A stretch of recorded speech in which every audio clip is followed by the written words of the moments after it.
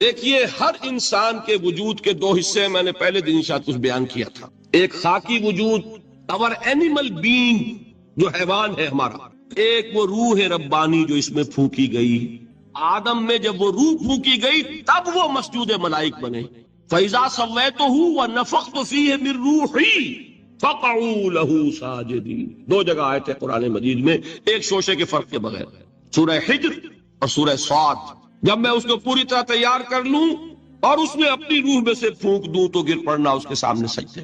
ہمارا جو خاکی وجود ہے وہ ظلمانی ہے اور جو ہمارا روحانی وجود ہے وہ نورانی ہے. اس کی نسبت کس سے ہے؟ اللہ سے. بات سمجھ میں آئی؟ لیکن ہم نے اپنے اس نورانی وجود کو اپنے خاکی ظلمانی وجود میں دفن کیا ہوا، اور محمد الرسول اللہ صلی اللہ علیہ وسلم کا وہ نورانی وجود آپ کے اس خاکی وجود پر اس درجے غالب تھا کہ وہ خاکی وجود معدوم کے درجے میں ہے، لیکن وہ حضور صلی اللہ علیہ وسلم پر اثر انداز نہیں ہو سکتا. وہی خاکی وجود ہے جسے ہم نفس کہتے ہیں. نفس غلبہ کر سکتا ہے محمد پر صلی اللہ علیہ وسلم. حضور کی شخصیت کی نورانیت نے آپ کی شخصیت کے خاکی وجود کا احاطہ کیا ہوا. ہماری شخصیت کی ظلمانیت نے ہماری اس نورانیت کو گل کیا، دفن کیا ہوا، چھپایا ہوا. بس یہ فرق ہے. انہیں آپ کہہ لیں نور، صحیح ہے، ان کی نورانیت غالب. یہی بات ہے جو حضور نے اس طرح سمجھائی. دیکھو ہر انسان کے ساتھ ایک شیطان ہوتا ہے. اب کسی صحابی نے بڑی جرت سے کام لیا، پوچھ لیا حضور کہ آپ کے ساتھ بھی ہے؟ ہر انسان کے ساتھ جو کہا تو انسان تو ہے آپ بھی، کیونکہ آپ کے ساتھ بھی ہے. آپ نے فرمایا ہے، لیکن میں نے اسے مسلمان کر رکھا. بات ختم ہو گئی. نفی نہیں ہے، وہ میرے تابع ہے، میرا مطیع ہے، مجھے غضب نہیں پہنچا سکتا. ہے تو صحیح، لیکن نہ ہونے کے درجے میں آ گیا کہ نہیں. یہ ہے فرق سارا. اور میں یہاں پہ کوٹ کرنا چاہتا ہوں ایک بہت بڑے بریلوی مکتب فکر کے عالم دین صاحب زادہ، نام میرے ذہن سے ایک دم اتر گیا، فیض الحسن. اللہ تعالیٰ ان کی خطاؤں سے درگزر فرمائے، ان کی مغفرت فرمائے. آپ نے سنا ہوگا نا.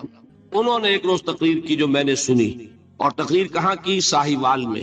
وہاں کا ایک بہت مشہور چوک ہے، مہاجرین، مسجد مہاجرین کہلاتی ہے، وہاں تقریر تھی ان کی. میں نے سنی. ان کے الفاظ یہ تھے کہ کیا آپ لوگ ہمیں جاہل سمجھتے؟ کیا ہمیں عربی نہیں آتی؟ کیا ہم نے قرآن نہیں پڑھا جس میں بار بار یہ لکھا ہوا ہے کہ حضور بشر ہیں؟ حضور بشر ہیں، لیکن اصل میں ہم حضور کی بشریت کو نمایاں کرنے کو سوء ادب سمجھتے ہیں. بات سمجھیے آپ نے، اس قدر پیاری بات ہے. انہوں نے کہا کہ آپ کے باپ کا نام کیا ہے؟ عبد الرحمان. آپ عبد الرحمان کہہ کے پکارتے ہیں انہیں؟ ابا جان. ابھی آپ نے وہ آیات سنی، حضرت ابراہیم نے اپنے مشرک باپ کو یا ابت، یا ابت، بڑا پیارا ترجمہ کیا. ابا جان، ابا جان. کیا نام لیں گے؟ آپ کے باپ کا نام ہے، نام نہیں لیتے آپ. کیوں؟ ادب کی وجہ سے. اسی وجہ سے ہم در حقیقت حضور کی بشریت کو نمایاں کرنے کو سوء ادب سمجھتے ہیں، ورنہ کوئی ہم جاہل ہیں، ہمیں عربی نہیں آتی، ہم نے قرآن نہیں پڑھا. جانتا ہے کہ وہ بشر. بات سمجھ میں آئی؟ کتنی آسانی سے مسئلہ حل ہوتا ہے بشرطے کہ نیت حل کرنے کی ہو. آخر آمنہ کے بیٹے ہیں، عبداللہ کے بیٹے ہیں، عبد المطلب کے پوتے ہیں. بچپن آپ پر گزرا ہے، لڑکپن آپ پر گزرا ہے، نوجوانی آپ پر آئی ہے، جوانی آپ پر آئی ہے، شادی آپ نے کی ہے، اولاد آپ کی ہے. کون بے وقوف احمق ہوگا کہ جو آپ کی بشریت کا انکار کرے گا؟ لیکن یہ کہ جس طریقے سے اس کو بیان کیا جاتا ہے وہ ایک مسئلہ بن گیا اختلافی، وہ رد و قضا اور کھینچ تان. اور اس میں بھی سمجھ لیجئے مثلکم پر جو ایمفیسس بعض حضرات دے دیتے ہیں اپنے توحیدی، جو ان کے اندر ایک مزاج ہے، اللہ تعالیٰ ان کے مزاج کو اور پختہ کرے، لیکن اس میں بھی مبالغہ کیا جاتا ہے. ایک حدیث مجھ سے سنیے جس میں حضور نے مثل کا انکار کیا. مثلکم کا مطلب اگر کسی نے یہ سمجھا کہ بالکل ہم جیسے ہیں تو بہت بڑی مغالطہ. حضور صوم وصال سے منع فرماتے تھے، خود رکھتے تھے. صوم وصال کیا ہے؟ آج روزہ رکھا، شام کو افطار نہیں کیا، وہی روزہ رات بھر چل رہا ہے، اگلے دن بھی چل رہا ہے، شام تک کو جا کے پھر کھولا تو 2 دن کا صوم وصال ہو گیا. اگلے دن بھی نہیں کھولا، چلا تو 72 گھنٹے کا صوم وصال ہو گیا. یہ کیا ہے؟ صوم وصال. خود رکھتے تھے اور صحابہ کو روکا. صحابہ میں سے کسی نے ہمت کر لی، حضور آپ خود رکھتے ہمیں روکتے. فرماتے ہیں ایکم مثلی، تم میں سے کون مجھ جیسا ہے؟ ابھی تو عند ربی، میں تو اپنے رب کے پاس رات گزارتا ہوں. وہ یطعمنی ویسقین، وہ مجھے کھلاتا ہے پلاتا ہے. بتائیے کون ہے جو اس کا دعویٰ کرے گا؟ حضور کے خصائص ہیں. حضور خود فرماتے ہیں تم صرف سامنے سے دیکھتے ہو، میں پیچھے سے بھی دیکھتا ہوں. کہاں ہوا وہ مثلیت؟ اگر آپ نے بالکل اپنے جیسا سمجھ لیا تو بڑے مغالطے میں. نبی کا مقام ہے، نبی کا رتبہ ہے، نبی کے خصائص ہیں۔ آپ سو گئے تو آپ کی نیند، آپ کی وضو ٹوٹ گئی اور نبی سو گیا تو کہاں گئی مثلیت؟ پھر مثل اس معنی میں کہ بشر ہیں، نسل آدم سے ہیں، اس میں کوئی شک نہیں، اس معنی میں مثل ٹھیک ہے، قل انما انا بشر مثلکم، لیکن ہر اعتبار سے تو نہیں، سب سے بڑا فرق یہی ہے کہ وہی آ رہی ہے، معراج پہ تشریف لے گئے ہیں، اس دنیا میں بیٹھے ہوئے بھی جنت کا مشاہدہ فرما لیتے ہیں، کرا دیا جاتا ہے، دوزخ کا مشاہدہ کرایا جاتا ہے، فرشتے کو دیکھ رہے ہیں، یہ چیزیں ہیں۔ اور پھر خصائص، جیسا کہ میں نے عرض کیا کہ آپ پیچھے سے بھی دیکھتے ہیں، آپ کا معاملہ یہ ہے کہ آپ اگر سو جائیں تو آپ کا وضو نہیں ختم ہوگا۔ یہ ساری چیزیں جو ہے، ان سب کو بیلنس کیجئے تو معلوم ہوگا کہ آپ بشر بھی ہیں 100% درست، لیکن آپ کی وہ نورانیت، آپ سراج منیر، ہدایت کا روشن چراغ، آپ کی جو روح انور ہے، وہ آپ کے اس جسدی وجود پر اس طریقے سے حاوی ہے کہ گویا کہ اس نے اس کی ظلمانیت کو ختم کر کے رکھ دیا۔ اس معنی میں کوئی کہے نور مجسم تو مجھے کوئی اعتراض نہیں۔ یہ ہے ان چیزوں کو جمع کرنے کی شکل، خام خواہ کی کھینچتان کے سوا کچھ نہیں۔ بہرحال یہ پہلا حصہ ختم ہوا، شرک فی الذات۔ اب آئیے شرک فی الصفات۔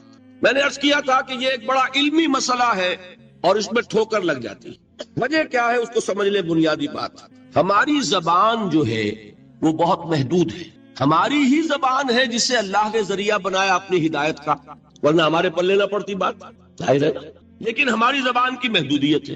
اس محدودیت کا ایک مظہر یہ ہے کہ ہم جو الفاظ اللہ کے لیے بطور صفت استعمال کرتے ہیں وہی الفاظ مخلوقات کے لیے بھی کر لیتے ہیں۔ اللہ موجود، ہم بھی موجود، اللہ زندہ، ہم بھی زندہ، اللہ علیم، تو انسان علیم بھی علیم نہیں، علامہ بھی ہے کہ نہیں؟ یہ تو بڑا مبالغے کا لفظ ہے، انسان علامہ ہے کہ نہیں؟ اللہ دیکھتا ہے، بصیر ہے، ہم بھی بصیر ہیں، اللہ سنتا ہے، سمیع ہے، ہم بھی سنتے ہیں، اللہ کو قدرت حاصل ہے، کچھ ہمیں بھی حاصل ہے۔ ایک مکہ مارا تھا حضرت موسیٰ نے، جان نکال دی تھی کہ نہیں؟ ہے نا کچھ نہ کچھ۔ اللہ چاہتا ہے، ہم بھی چاہتے ہیں، اسے دیکھیے چاہت میں وہ ہو گیا تھا جس پر روک دیا حضور نے، ما شاء اللہ وما شئت اجعلتنی للہ ندا، کیا تم نے مجھے اللہ کا مد مقابل بنا دیا؟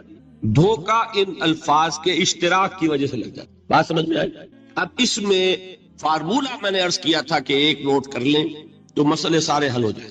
جب ہم کوئی لفظ بطور صفت اللہ کے لیے بولتے ہیں اور اسی لفظ کو مخلوق میں سے کسی کے لیے بولتے ہیں، مخلوق میں سب آ گئے، جمادات، حیوانات، انسان، اولیاء اللہ، فرشتے، انبیاء، رسول، سب مخلوق تو ہیں نا، تو کل مخلوقات۔ جب ہم ایک لفظ بطور صفت استعمال کریں گے اللہ کے لیے اور اسی لفظ کو استعمال کریں گے بندوں کے لیے، تو ان میں 3 فرق ہیں جو ذہن میں رہنے چاہیے، گن کر یاد کیجئے۔ اللہ کی ذات قدیم ہے، ہمیشہ سے ہے، اسی طرح اس کی صفت بھی قدیم ہے، ہمیشہ سے ہے۔ مخلوقات حادث ہیں، ان کی صفات بھی حادث ہیں۔ حادث قدیم کے مقابلے میں کہ پہلے نہیں تھی پھر ہو گئی۔ ایک فرق، اللہ کی ذات از خود ہے، کسی اور نے تو اس کو وجود نہیں بخشا، اللہ کا وجود از خود ہے، ذاتی ہے۔ اسی طرح اس کی صفات ذاتی ہیں، کسی اور کی عطا کردہ نہیں ہے۔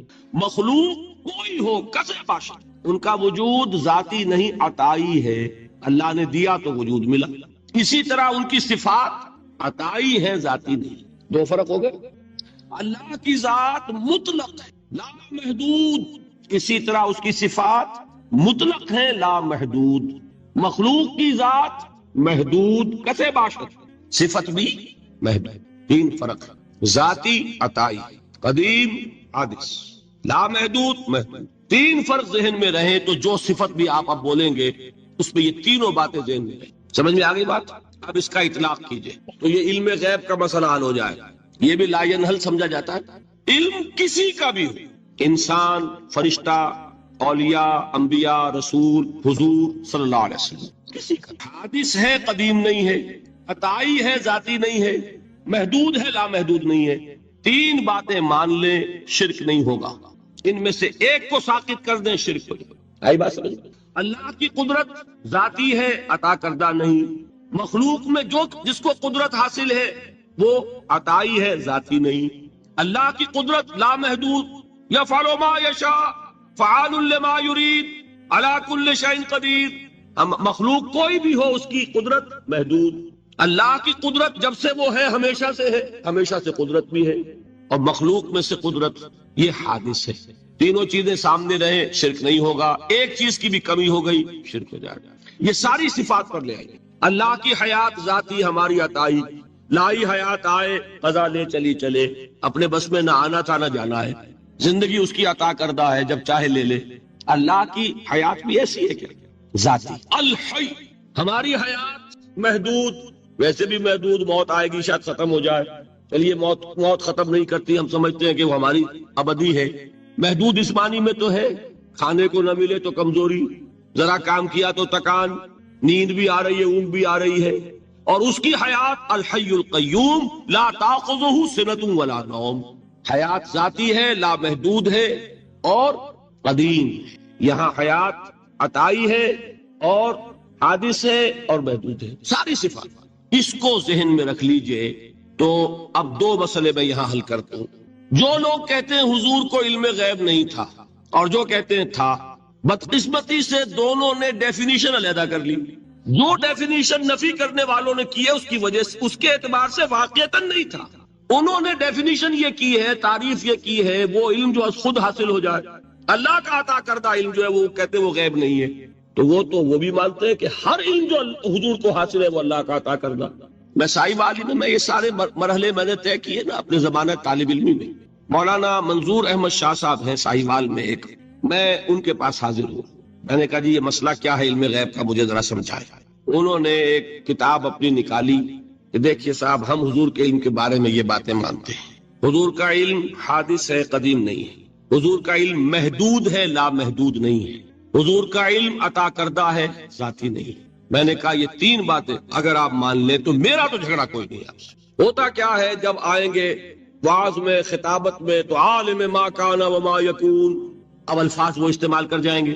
ایک واعظ ہے، عام مقرر ہے، واہ واہ ہوتی ہی نہیں، نعرے لگتے ہی نہیں، محفل میں گرمی آتی نہیں جب تک کہ ایسے مبالغے نہ کریں۔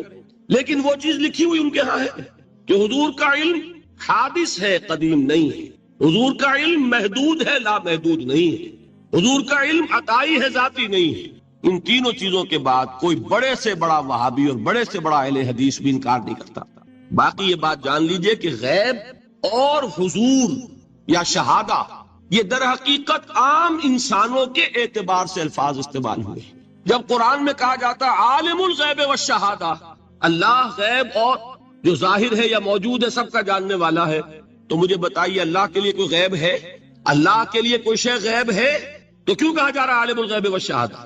وہ ہمارے اعتبار سے کہا جا رہا، جو تمہارے لیے غیب ہے اللہ اس کو بھی جانتا، اور جو تمہارے سامنے اللہ اسے بھی جانتا۔ اللہ کے لیے تو کل شہادہ ہے، کسی شے کا لا یعظب عنہ مثقال ذرۃ فی السماوات والارض، آسمانوں اور زمین کا ایک ذرہ بھی اس سے غائب نہیں ہوتا۔ غیب کا وجود کیا اللہ کے؟ تو یہ الفاظ مستعمل ہے ریلیٹو ہمارے اعتبار سے، اور ہمارے اعتبار سے جو شے غیب ہے اس میں سے ایک حصہ اللہ دیتا ہے نبی کو، تبھی تو نبی بنا۔ فرشتے کو دیکھا، فرشتہ ہمارے لیے غیب ہے۔ جنت دکھائی کہ نہیں دکھائی، ہمارے لیے غیب ہے کہ نہیں ہے۔ دوزخ کا مشاہدہ کرایا کہ نہیں کرایا، ہمارے لیے وہ غیب ہے کہ نہیں ہے۔ جو چیزیں ہمارے لیے غیب ہیں انہی کے پردے اللہ کچھ اٹھاتا ہے، کچھ غیب نہیں۔ کل غیب کا علم ہو جائے گا تو وہ شرک ہو جائے گا۔ کل کا لفظ جہاں آیا شرک ہوا۔ جب آپ کہہ رہے ہیں محدود ہے، لا محدود نہیں ہے، تو کل کا لفظ استعمال نہیں کر سکتے۔ لیکن غیب میں سے کچھ علم دیا گیا تبھی تو نبی بنا، ورنہ میرے اور نبی میں فرق کیا ہوا پھر؟ البتہ یہ کہ وہ غیب کا علم ہو یا حاضر کا علم ہو، سائنٹیفک نالج ہو یا وحی کا علم ہو، کوئی بھی علم ہو، آیت الکرسی کے الفاظ نوٹ کیجئے، یعلم ما فی السماوات وما فی الارض، وہ جانتا ہے، ولا یحیطون بشیء من علمہ الا بما شاء، مخلوق میں سے کوئی بھی اس کے علم میں سے احاطہ نہیں کر سکتا مگر جتنا وہ چاہے۔ اب یہ بات علیحدہ ہے کہ ہم کون ہے طے کرنے والے کہ ناپے بیٹھ کر کے اللہ نے ابراہیم کو کتنا علم دیا، ہم ناپ سکتے ہیں؟ عیسیٰ کو کتنا دیا ہم جان سکتے ہیں؟ تو ابراہیم کا، موسیٰ کا، عیسیٰ کا نہیں ناپ سکتے تو محمد رسول اللہ کا کہاں ناپیں گے؟ یہ پاگل پن ہے، یہ ہے جو غلطی ہوتی ہے۔ ہم کون ہے طے کرنے والے؟ اللہ نے اپنے نبی کو دیا جو دیا، نہیں کہیں گے کل کہا شرک ہو جائے گا، ذاتی کہا شرک ہو جائے گا۔ عطائی ہے، جو دیا اللہ نے دیا، اور کل نہیں دیا، جتنا چاہا دیا، ہے حادث قدیم نہیں، تینوں چیزوں مان لیجئے تو شرک کا کوئی شائبہ نہیں۔ باقی جہاں ایک طرف قرآن میں وہ آیات ہیں کہ اللہ کے غیب کو کوئی نہیں جانتا، ٹھیک، وہاں یہ بھی ہے کہ لا یظہر غیبہ، لا یظہر علی غیبہ الا من ارتضی بالرسول، وہ اپنے غیب پر قابو نہیں دیتا مگر اپنے رسول میں سے جس کو چاہے۔ یہ دونوں آیتیں قرآن کی ہے کہ نہیں؟ اسی لیے در حقیقت جو غیب کی نفی کرتے ہیں حضور سے، وہ کہتے ہیں کہ از خود معلوم ہونے والی شے غیب ہے۔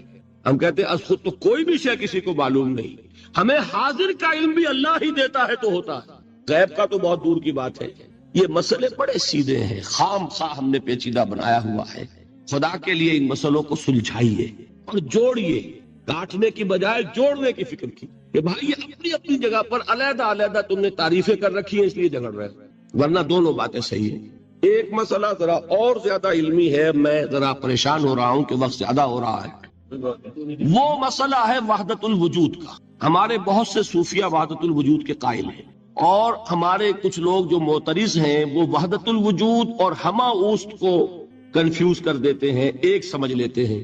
ہمہ اوست میں بیان کر چکا ہوں کہ بدترین شرک ہے، وحدت الوجود اور شے ہے، باریک بات ہے، سمجھ میں نہیں آتی عام لوگوں کے، سادہ ترین الفاظ میں آپ کو سمجھاتا ہوں۔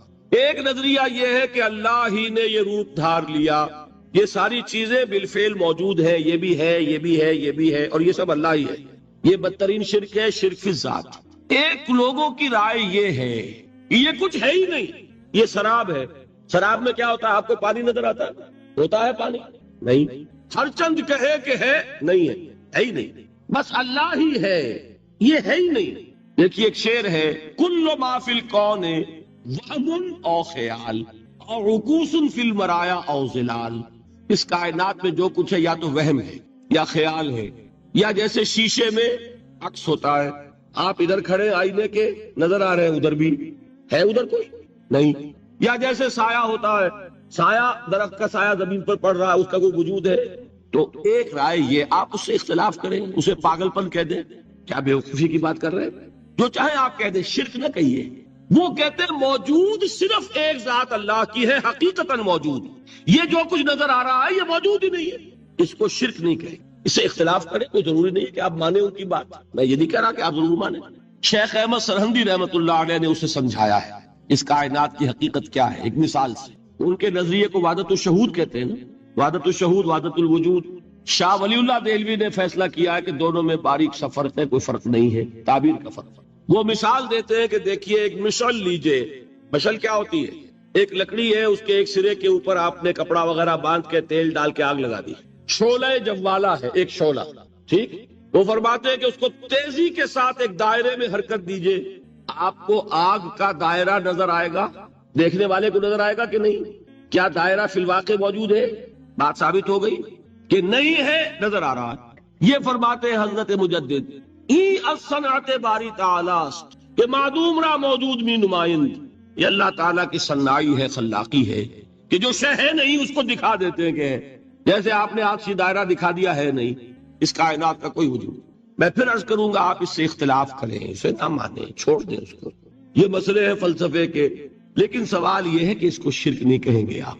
شرک وہ ہے جب کہیں یہ بھی شے ہے اور خدا ہے، یہ بھی ہے اور خدا ہے، پتھر بھی ہے اور خدا ہے۔ جب یہ کہا جائے گا یہ ہے ہی نہیں، صرف خدا ہے، تو در حقیقت اس کو شرک نہیں کہیں گے، یہ وحدت الوجود ہے، یونٹی آف بینگ۔ اب اس کو میں ایک اور اعتبار سے سمجھا دوں گا تو مجھے امید ہے اللہ تعالیٰ اس کو آپ پر کھول دے گا۔ دیکھیے ایک ہمارا علم، ایک اللہ کا علم، ٹھیک، جب تقابل کریں گے تو کیا کہیں گے؟ اللہ کے علم کے مقابلے میں ہمارا علم ہے ہی نہیں، ٹھیک، اللہ کی قدرت کے مقابلے میں ہماری قدرت زیرو، اللہ کی مشیت کے مقابلے میں ہماری مشیت کچھ نہیں۔ وما تشاؤون الا ان یشاء اللہ، تم چاہ بھی نہیں سکتے جب تک کہ اللہ نہ چاہے۔ تو کیا ہوئی خاک؟ یہی آتے ہیں نا جو حدیث جس میں کہ دعا استخارہ حضور نے تلقین فرمائی، اور صحابہ فرماتے ہیں کہ حضور نے ہمیں اس طرح سکھائی یہ دعا استخارہ جیسے قرآن سکھایا۔ اس میں الفاظ کیا ہیں؟ فَإِنَّكَ تَعْلَمُ وَلَا أَعْلَمُ وَتَقْدِرُ وَلَا أَقْدِرُ، اے اللہ تجھے قدرت حاصل ہے، مجھے کوئی قدرت حاصل نہیں۔ اگر ظاہری الفاظ پر جائیں گے تو یہ تو خلاف واقعہ بات ہے۔ کیا حضور کو کوئی علم حاصل نہیں تھا؟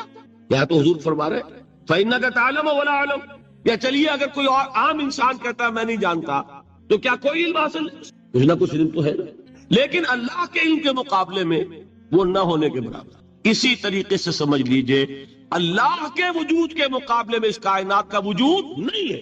بات ختم ہو گئی، مسئلہ صاف ہو گیا۔ حقیقی وجود صرف اللہ کا ہے، یہ اعتباری ہے، یہ ٹرانزینٹ، آل از چینج پینٹارائم، بدل رہی ہے ہر شے، کسی چیز کو ثبات نہیں۔ آپ ایک لمحے پہلے جو آپ تھے وہ آپ، ایک لمحے بعد وہ آپ نہیں ہے، بدل گئے ہیں۔ ایک تسلسل ہے آپ کا کہ آپ سمجھتے ہیں کہ آپ وہی ہیں کہ جو آج سے 10 سال پہلے تھے، کیا آپ وہی ہیں؟ بدل چکے، پھول پورا بدل چکا، نہ معلوم کتنی دفعہ بدل چکا، کھال بدل چکی۔ یہ تو معلوم یہ ہوا کہ یہ جو کچھ ہے ٹرانزینٹ ہے، عارضی ہے، فانی ہے، نہ ہونے کے برابر ہے، وجود برحق صرف اللہ۔ یہ بھی در حقیقت اسی شرک فی الوجود کی بات ہے۔ اگر ہم یہ کہیں کہ اللہ بھی موجود ہم بھی موجود، یہ کیا ہو گیا؟ شرک فی الوجود۔ کسی کو کہا ہے غالب نے جارو بلا بیار کہ این شرک فی الوجود، با گرد فرش و سی نہ بہے وہاں برابر است۔ اگر آپ کے گدے کے اوپر گردہ پڑ گیا ہو تو جھاڑتے ہیں نا، فرش کے اوپر گردہ ہے تو جھاڑو سے صاف کرتے ہیں۔ غالب کہتا ہے کہ اگر تمہارے دل میں یہ گردہ آ گیا ہے کہ تم بھی موجود ہو، اللہ بھی موجود ہے، تو لا کی جھاڑو سے صاف کر دو اس گردے کو، کہ یہ شرک فی الوجود ہو جائے گا۔ ہم نہیں ہیں بھائی، ہمارا کیا وجود، ہماری کوئی کیا حقیقت ہے، اللہ ہی ہے، بس یہ ہے اصل میں۔ پھر میں عرض کروں گا کوئی قبول کرے نہ کرے، اسے گمراہی کہے، اس کو جھوٹ کہے، اسے پاگل پن کہے، میں نہیں جھگڑوں گا، لیکن شرک نہیں کہہ سکتے آپ اس کو۔ شرک وہ ہماوست ہے، اس میں اور اس میں زمین و آسمان کا۔ اب آئیے آخری شرک، شرک فی العبادت یا شرک فی الحقوق۔ اللہ کے حقوق کے لیے ایک لفظ استعمال کریں گے تو وہ کیا ہے؟ عبادت۔ وما خلقت الجن والانس الا لیعبدون، میں نے جنوں اور انسانوں کو پیدا ہی اس لیے کیا کہ میری عبادت کریں۔ اب عبادت میں شرک اگر ہوگا تو یہ شرک کی تیسری قسم ہو جائے گا۔ عبادت میں شرک سے مراد کیا ہے اس کو سمجھیے۔ یہ میں پہلے بیان کر چکا ہوں عبادت کسے کہتے ہیں۔ عبادت کے دو جز سمجھ لیجئے، جیسے ایک میرا یہ جسم ہے، ایک اس میں روح ہے۔ روح نظر نہیں آتی، نظر جسم آتا ہے، لیکن اس جسم کا سارا وجود اس روح سے ہے۔ چلیے روح کو چھوڑے، جان، جان کیا کس بلا کا نام ہے، کسی کو نظر آئی آج؟ لیکن یہ جان ہی ہے جو اس جسم کو قائم رکھے ہوئے۔ اسی طرح عبادت کا ایک جسم ہے، ایک جان ہے۔ جسم کیا ہے؟ اطاعت، اللہ کی بندگی، ہما تن بندگی، ہما وجوہ بندگی، ہما وقت بندگی، یہ تو بیان کر چکا۔ اور روح کیا ہے؟ محبت، اللہ کی محبت۔ اطاعت جبر سے کی جاتی ہے تو وہ عبادت نہیں کہلاتی۔ انگریز کی اطاعت ہم کرتے تھے نا، لیکن کیا عبادت کرتے تھے؟ بات سمجھ میں آئی؟ اطاعت تو کر رہے تھے، عبادت نہیں۔ عبادت اس اطاعت کو کہتے ہیں جو کسی ہستی کی محبت سے سرشار ہو کر ہما وقت، ہما تن، ہما وجوہ کی جائے۔ تو جسد ظاہری کیا ہے عبادت کا؟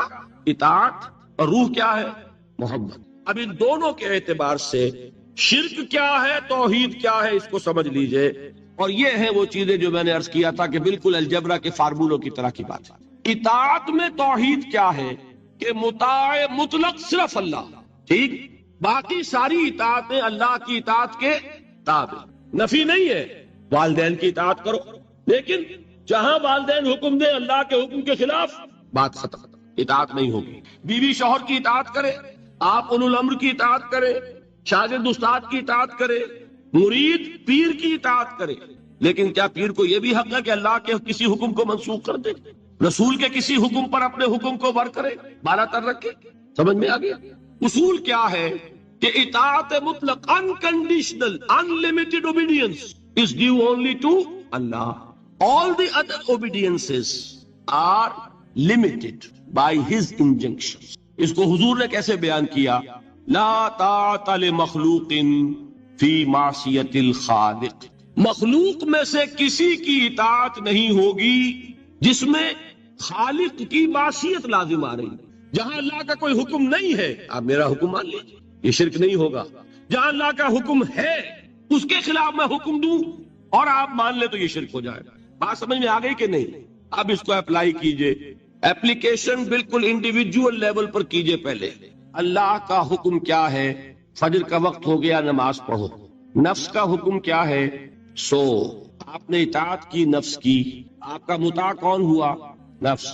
اور اللہ کی معصیت میں ہوا کہ اس کے حکم کے تابع ہوا، تو آپ کا نفس کیا بن گیا؟ آپ کا خدا، معبود۔ یا غلطی ہے اس میں کوئی؟ اس شرک کو پہچانیے ذرا، کون بچے گا؟ آپ سمجھ رہے ہیں؟ اگر تو وہ فارمولہ صحیح ہے تو پھر یہ اپلائی ہو گیا۔ اب آپ کے اندر اتنی ہمت ہونی چاہیے، یا یہ سوچئے کہ فارمولے میں غلطی تھی، یو کین ریفر بیک، آئیے دوبارہ دیکھیے، فارمولہ صحیح ہے۔ لا طاعت لمخلوق، میرا نفس مخلوق ہے کہ خالق ہے؟ مخلوق۔ میں نے اپنے نفس کی اطاعت کی اپنے خالق کی معصیت میں، تو میرا مطاع کون ہوا؟ نفس۔ جو مطاع ہے وہی معبود ہے، میرا معبود کون ہوا؟ اس کو کہتے ہیں مولانا روم، نفس ما ہم کم ترس فرعون نیست، لیکن اورا عون ایرا عون نیست، میرا نفس بھی فرعون سے کم نہیں ہے۔ فرعون نے کیا کہا تھا کہ یہ مملکت میری ہے مصر کی، یہاں میرا قانون چلے گا، الیس لی ملک مصر، کیا مصر کی حکومت میری نہیں ہے؟ میں نہیں جانتا کون اللہ کون رسول، کیا حکم صحیح کیا غلط، میرا حکم چلے گا۔ تو میرا نفس بھی تو یہی کہتا، میں نہیں جانتا کیا اللہ کا حکم کیا رسول کا حکم، میری مرضی پوری کرنی پڑے گی، میری خواہش، میری چاہت، میری تمنا وہ پوری کرنی پڑے گی، اور ہم ہاتھ جوڑ کر اس کے آگے کھڑے ہو جائیں کہ بھائی ٹھیک ہے جو تیری مرضی، اللہ کی مرضی پیچھے، تیری مرضی پہلے۔ تو معبود کون ہوا؟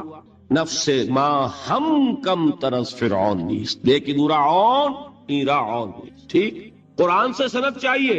قرآن نے فرمایا ارائیت من اتخذ الہہ ہواہ، کیا تم نے دیکھا اس شخص کو جس نے اپنے خواہش نفس کو اپنا الہ بنا رکھا ہے؟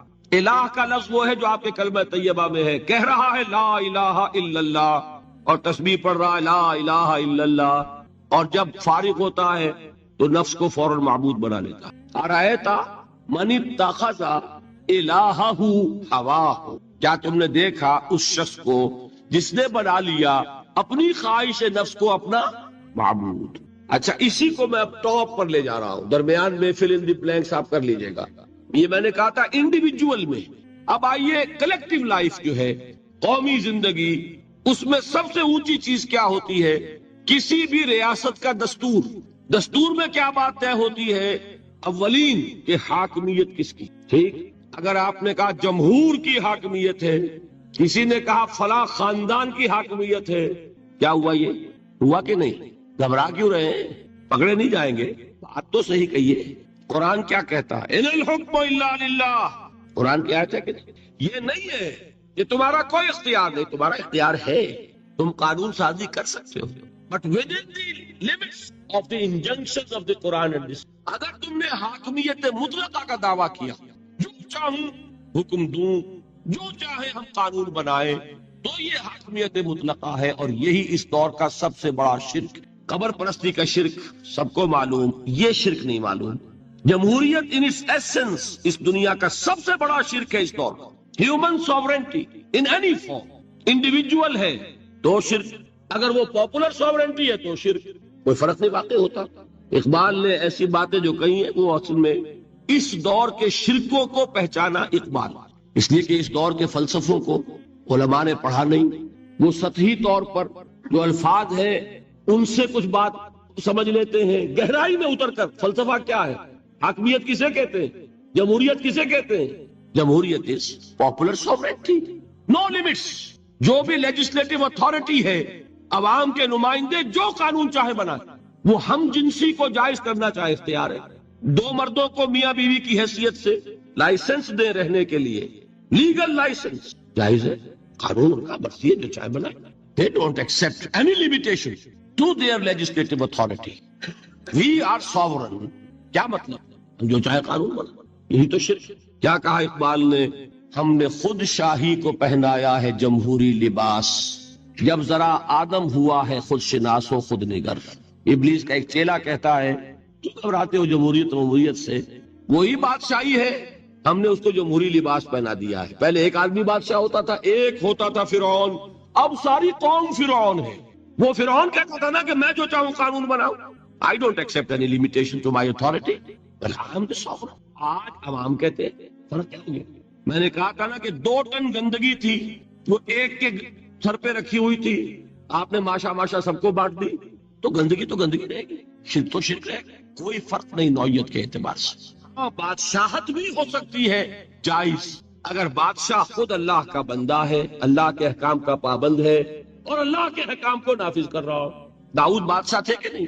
سلیمان بادشاہ تھے کہ نہیں؟ جمہوریت بھی ہو سکتی ہے جائز، بشرطے کہ جمہور یہ تسلیم کر لے کانسٹیٹیوشن میں کہ ہمارا اختیار محدود ہے اللہ اور اس کے رسول کے احکام سے، اب وہ اسلامی جمہوریت ہے۔ اسلامی بادشاہت تھی داؤد کی اور سلیمان کی۔ اسلامی جمہوریت اللہ کرے کہ واقعتاً حقیقتاً کسی ملک میں قائم ہو جائے، آج تک تو ہے نہیں، لیکن یہ کہ ہو جائے تو وہ اس دور کا تقاضا ہے۔ لیکن یہ کہ اگر ہے وہ بات کہ حاکمیت مطلقہ ہے عوام کی، تو گویا کہ عوام نے خدائی کا دعویٰ کیا۔ سروری زیبا فقط اس ذات بے ہمتا کو ہے، حکمراں ہے ایک وہی باقی بتان آزری۔ جو کوئی بھی حاکمیت کا مدعی ہے وہ آزر کا تراشا ہوا ایک بت ہے، وہ فرد ہو یا عوام ہو، قوم ہو۔ ہاں، اللہ کو حاکم مطلق مان کر اس کے احکام کے اندر اندر باہمی مشورے سے ایک نظام چلانا، یہ ہوگا صحیح اسلامی نظام۔ سمجھ میں آئی بات؟ اب آئیے دوسری چیز، محبت میں توحید کیا ہے؟ توحید فی المحبہ، یہاں بھی محبت کی نفی نہیں ہے۔ شوہر بیوی سے محبت کرے، بیوی شوہر سے محبت کرے، والدین اولاد سے کرے، اولاد والدین سے کرے، لیکن اللہ کی محبت سب سے بالا تر، یہ ہے توحید۔ کوئی ایک محبت بھی اللہ کی محبت کے برابر ہو گئی تو شرک، اور کوئی محبت اللہ کی محبت سے اونچی ہو گئی تو اب شرک سے اوپر کوئی لفظ ہمارے پاس ہے نہیں۔ میں نے کہا تھا نا کہ یہ تو ہماری زبان کی محدودیت ہے، ورنہ تو وہ شرک سے اوپر کا کوئی لفظ ہونا چاہیے۔ برابر ہو گئی تو شرک ہے۔ ہاں، ساری محبت اللہ کی محبت کے تابع۔ توحید کیا ہے؟ والذین آمنوا اشد حبا للہ، اشد، اہل ایمان وہ ہے جو اللہ کی محبت میں سب سے شدید ہے۔ یہ نہیں وطن سے محبت کرو کوئی حرج نہیں، گھر سے محبت کرو کوئی حرج نہیں، بیٹے سے کرو، اولاد سے کرو، مال سے کرو، کوئی حرج نہیں، لیکن مال کی محبت اللہ کی محبت کے برابر نہ ہو جائے یا اس سے اوپر نہ ہو جائے، اولاد کی محبت اللہ کی محبت سے اوپر نہ چلی جائے، وطن کی محبت، قوم کی محبت اللہ کی محبت سے اوپر نہ چلی جائے۔ جو محبت بھی اللہ کی محبت کے برابر ہوئی یا اوپر گئی، یہ شرک فی المحبت، اور محبت روح ہے عبادت کی، تو یہ کیا ہے؟ شرک فی العبادت۔ فارمولا ہے نا؟ اب اپلائی کیجئے ذرا۔ آپ کو معلوم ہے کوئی شے آپ کے لیے لینی حرام ہے، رشوت ہے کوئی پیش کر رہا ہے، حرام ہے، لیکن مال کی محبت کے ہاتھوں مجبور ہو کر آپ نے لے لی۔ محبوب تر کون ہے، اللہ یا مال؟ نہیں، اس معاملے میں کون ہے؟ وہ تو مال ہے نا۔ مشکل ہے، ماننا مشکل ہے۔ وہ تو چاہتے ہیں شرک کے موضوع پہ تقریر ہو تو بس وہی دو چار مسئلے جو ہیں انہی پر دھواں دار تقریر ہونی چاہیے، ہمیں کوئی نہ چھیڑے۔ براہیمی نظر پیدا مگر مشکل سے ہوتی ہے، حوث چھپ چھپ کے سینوں میں بنا لیتی ہے تصویریں۔ باہر کے بت آپ توڑ دیں گے، یہ اندر جو بت خانہ آباد ہے اسے کون توڑے گا؟ مال محبوب تر ہو گیا اللہ سے تو آپ کا معبود حقیقتاً کون ہے؟ آپ کو کیا کہا جانا چاہیے؟ زر پرست۔ دعویٰ کیا ہے؟ خدا پرستی کا، حقیقت میں ہے زر پرست۔ اور اگر دلیل چاہیے تو حضور کا فرمان، تعس عبد الدینار وعبد الدرہم، ہلاک ہو جائے یا ہلاک ہو گیا درہم و دینار کا بندہ۔ کون ہے درہم و دینار کا بندہ؟ جس کے لیے درہم و دینار اتنے محبوب ہو جائیں کہ وہ اس کے لیے اللہ کے احکام کو توڑ دے۔ تو وہ کس کی بندگی کر رہا ہے؟ دولت کی۔ نام کیا ہے؟ عبد الرحمن، حقیقت میں کیا ہے؟ عبد الدینار۔ نام تو رکھنا آسان ہے، ماں باپ نے رکھ دیا، یہ محمد فرما رہے ہیں صلی اللہ علیہ وسلم، عبد الدینار و عبد الدرہم، درہم و دینار کا بندہ، لفظ عبد۔ ٹھیک ہے، اب اپنا جائزہ لے لیجئے، اللہ تعالی ہمیں توفیق دے کہ ہم اپنے اندر جھانکیں کہ شرک کون کون سے ہے، کہاں کہاں ہے۔ اب اس چھپ چھپ کے سینوں میں بنا لیتی ہے تصویریں۔ اب اس کو اوپر لائیے اجتماعی سطح پر۔ جیسے میں نے آپ کو بتایا کسی بھی ریاست جو ہے، کانسیپٹ آف اسٹیٹ، یہ ہائیسٹ ایوالوڈ فارم ہے انسان کی اجتماعی تصورات کی، جس کو میں نے کبھی کہا تھا سوشل ایوولوشن، تمدنی ارتقاء۔ اس کی بلند ترین شکل کیا ہے؟ Concept of state. اس میں دو چیزیں بنیادی ہیں، ایک حاکمیت کا تصور، حاکمیت کس کی ہے، اور دوسرے اس میں رہنے والوں کو باہم جوڑنے والی شے کون سی ہے، انہیں ایک قوم بنانے والی شے کون سی، ایک نیشن، کوئی ایک مشترک محبت ہوگی تو وہ جڑ جائیں گے۔ ٹھیک ہے، کسی شے کی محبت کو سپریم کر دو ان کے دلوں میں، جس سے کہ یہ پھر باہم ایک دوسرے سے پیوست ہو جائے، اسی کا نام ہے نیشنلزم، وطن کی محبت، ٹیریٹوریل نیشنلزم۔ اس دور کا یہ قوم کی تشکیل کے اندر سب سے اہم عنصر کیا ہے؟ وطن کی، اور یہ وطن کی محبت جب اصل شے ہو جائے گی آپ کو جوڑنے والی، تو وطن آپ کا کیا بن جائے گا؟ معبود۔ وطنیت جو ایک سیاسی کانسیپٹ ہے، اس کے اعتبار سے اس دور کا سب سے بڑا شرک۔ یہ بات ذرا آسانی سے سمجھ میں آنے والی نہیں۔ وطن کی جے، یہ کیا ہے؟ جیسے آپ کہتے ہیں اللہ اکبر، وطن کا ترانہ کھڑے ہو جاؤ، یہ کیا ہے؟ وطن کی نماز۔ وطن کا جھنڈا سلامی، یہ کیا ہے؟ These are all rituals۔ اس معبود کے لیے مراسم عبودیت یہ ہے۔ وطن کی محبت ہر چیز سے بالا، یہی تو ہے شرک۔ سب سے بالا محبت کس کی ہونی چاہیے؟ لیکن یہ بھی میں عرض کروں گا، حضور کی حدیث مجھے نہیں معلوم کہ اس کا سند کا درجہ کیا ہے، عام طور پر بیان ہوتی ہے حب الوطن من الایمان، وطن کی محبت ایمان کا ایک تقاضا ہے۔ حدیث ہے یا نہیں ہے، اس بات کو میں صحیح سمجھتا ہوں۔ انسان کی فطرت کا تقاضا جہاں رہتا ہے اس سے محبت ہوتی ہے، گھر سے محبت ہوتی ہے، شہر سے ہوتی ہے، ملک سے ہوتی ہے۔ لیکن جہاں یہ محبت قومیت کی تشکیل کر رہی ہو، وہاں در حقیقت یہ ہر شے سے بالا تر ہوتی، تبھی تو قومیت کی تشکیل ہوگی۔ یہ کانسیپٹ جو ہے یہ مشرکانہ کانسیپٹ ہے، اس کو بھی پہچانا علامہ اقبال نے۔ اس دور میں میں اور ہے، جام اور ہے، جم اور، ساقی نے بنا کی رویش لطف و ستم اور، تہذیب کے آزر نے ترشوائے صنم اور، مسلم نے بھی تعمیر کیا اپنا حرم اور، ان تازہ خداؤں میں بڑا سب سے وطن ہے، جو پیرہن اس کا ہے وہ مذہب کا کفن۔ نظارہ دیری نہ زمانے کو دکھا دے، اے مصطفی خاک میں اس بت کو ملا، اور فرمان نبوت میں وطن اور ہی کچھ ہے، گفتار سیاست میں وطن اور ہی کچھ۔ وطن کی محبت میں حرج نہیں ہے، وطن کی محبت سپریم ہو جائے تو حرج، اللہ کی محبت کے تابع رہے کوئی حرج۔ یہی فرق ہے سارا توحید کا اور شرک کا۔ اولاد کی محبت اللہ کی محبت سے بالا ہو گئی، اولاد آپ کا معبود ہے، تابع ہوئی کوئی حرج نہیں، کرو محبت۔ یہ دوسرا فارمولہ۔ اب تیسری چیزیں بہت مختصر ہیں۔ عبادت کی ایک روح بتائی حضور نے، لب لباب کہیے اس کا، وہ کیا ہے؟ دعا۔ الدعاء مخ العبادہ، الدعاء هو العبادہ۔ حضور کی یہ دو احادیث بہت سادہ، بہت مختصر۔ دعا ہی عبادت کا جوہر ہے۔ مخ کہتے ہیں ہڈی کے اندر جو گودا ہوتا ہے وہ مخ ہے۔ گودا جو ہے عبادت کا وہ کیا ہے؟ دعا۔ توحید فی الدعا کیا ہے؟ صرف اللہ کو پکارا جائے، اور شرک فی الدعا، جس کو بھی پکاریں گے آپ مدد کے لیے اس کو آپ نے معبود بنا۔ کیسے باشا یہ مسئلہ سمجھ لیجئے، لا تدعو مع اللہ احدا، اللہ کے ساتھ کسی کو مت پکارو۔ حضور نے فرمایا کہ جوتی کا تسمہ بھی مانگنا ہو تو اللہ سے مانگو، اللہ نے تو دروازہ کھولا ہوا ہے، جو چاہو مانگو، کسی اور سے مت مانگو۔ دیکھیے ایک علمی مسئلے اور ہوتے ہیں، یہ جو روحانیات کا معاملہ ہے، عالم ارواح میں کیا صورت ہے، ارواح صرف کہیں اللہ کے پاس کسی کولڈ سٹوریج میں ہے یا اس کا اس دنیا سے بھی کوئی تعلق ہے، یہ علمی مسائل ہیں۔ فرض کیجئے اس وقت کوئی ارواح یہاں موجود ہو، فرض کیجئے، میں اس کا انکار نہیں کروں گا، ہو سکتا ہے کہ ہو سکتا ہے کوئی روحانیت والا شخص بتا بھی دے کہ ہاں فلاں کی روح موجود ہے، ہوگی بھائی، اسے نظر آتی ہوگی، ٹھیک ہے۔ یہ بھی ہو سکتا ہے کہ کوئی شیطان جن ہو اور وہ دھوکہ دے رہا ہو کہ میں فلاں کی روح ہوں، ہو سکتا ہے کہ نہیں؟ لیکن یہ بھی ہو سکتا ہے، وہ بھی ہو سکتا ہے۔ مجھے یا ایھا الذین آمنوا اذا نودی للصلاة من یوم الجمعة فاسعوا الى ذکر اللہ وذروا البیع ذلکم خیر لکم ان کنتم تعلمون فاذا قضیت الصلاة فانتشروا فی الارض وابتغوا من فضل اللہ واذكروا الله كثيرا لعلكم تفلحون وإذا رأوا تجارة أو لهوا انفضوا إليها وتركوك قائما قل ما عند الله خير من اللهو ومن التجارة والله خير الرازق صدق الله العظيم رب اشرح لي صدري ويسر لي أمري واحلل عقدة من لساني يفقهوا قولي اللهم ربنا ألهمنا رشدنا وأعصمنا من شرور أنفسنا